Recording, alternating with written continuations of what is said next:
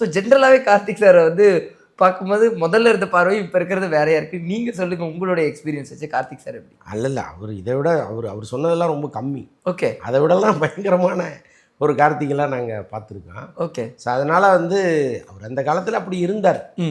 எதையுமே வந்து ஒரு தலையில் ஏற்றிக்கிறதுல ரொம்ப ஹாப்பியாக கலகலப்பாக எப்போவுமே கொண்டாட்ட மனநிலையிலே இருக்கிற ஒரு நடிகர்னா கார்த்திக் தான்.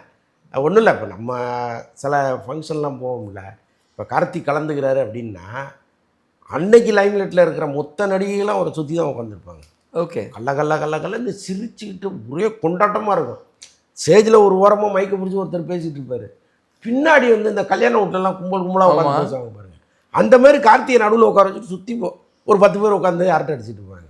ஸோ அப்படி ஒரு ஆள் அவருக்கு என்னென்னா, அவர் படப்பிடிப்புக்கு ஒழுங்காக வரமாட்டார். அவரை வச்சு யாரும் நிம்மதியாக படம் எடுத்ததே கிடையாது. எவ்வளோ பெரிய ஆளாக இருந்தாலும் அவரை வச்சு நிம்மதியாக படம் எடுத்தது கிடையாது.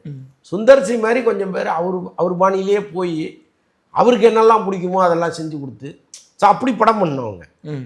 அவங்க வந்து கார்த்திக் மகிழ்ச்சியாக இருந்தால் தான் நாமளும் மகிழ்ச்சியாக படத்தை முடிக்க முடியும் அப்படிங்கிறது தெரிஞ்சு அந்த லைன்லேயே போனவர்.